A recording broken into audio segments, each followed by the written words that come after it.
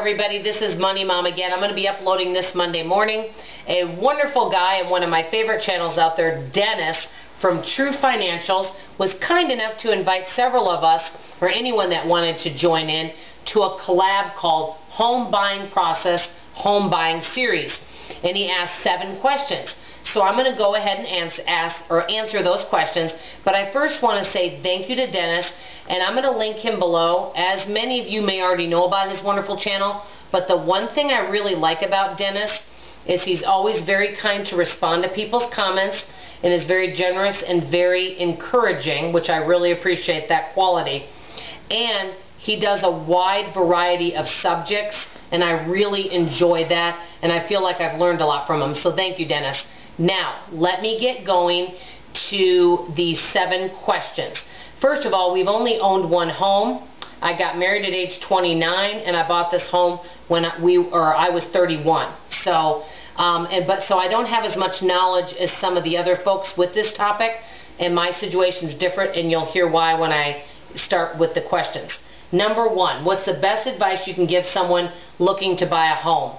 Well, I know this might sound like strange advice, but if this makes sense to anyone, I personally, if you can help it, I would not buy a home during what I call the seller's market.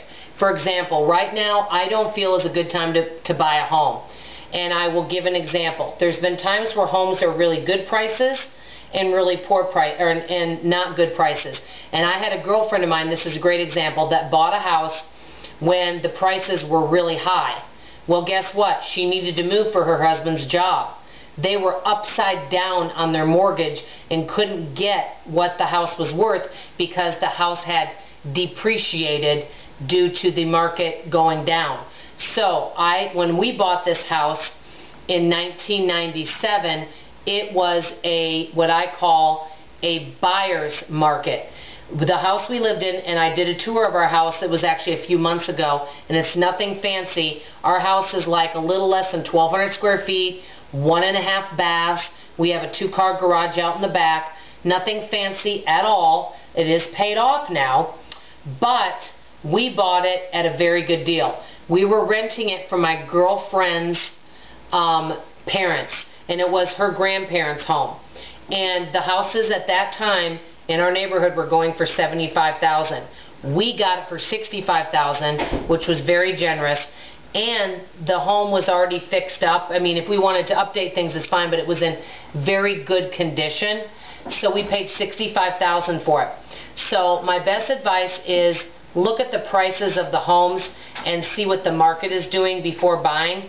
That's number 1. And number 2, buy a home from someone that really needs to sell their home. They may need to move, and that way you can maybe get a better deal on it. So that right there would be the other advice.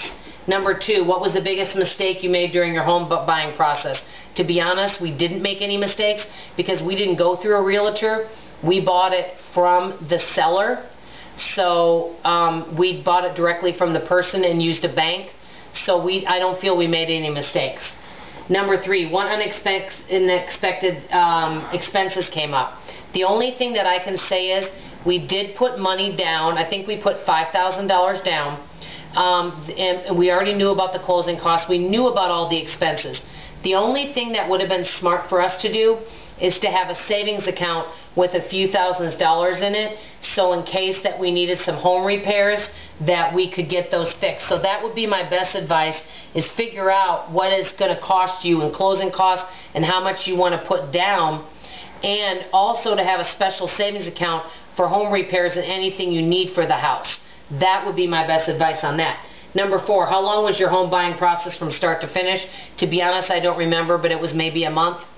Number 5, how did you find your realtor? We didn't use one. We went right and we bought it right from the owner, so that saved us a lot of money.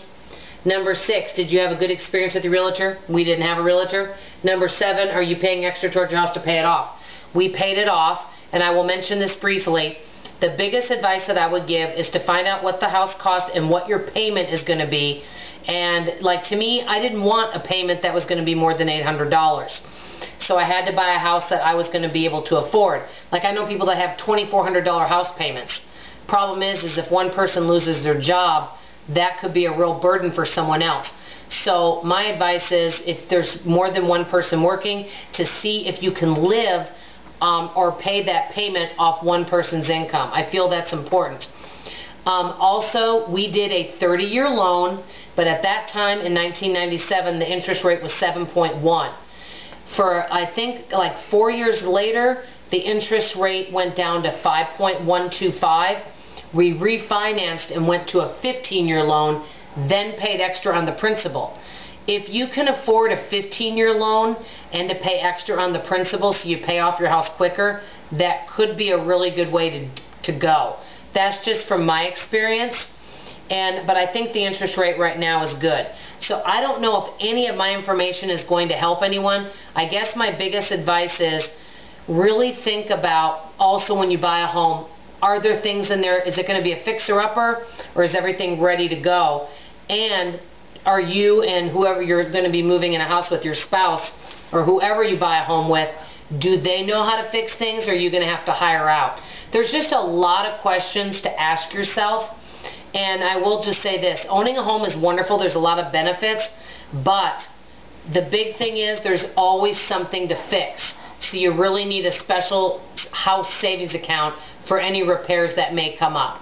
I hope this has been helpful. Thank you, Dennis, for inviting me, and I love you guys a lot. Bye-bye.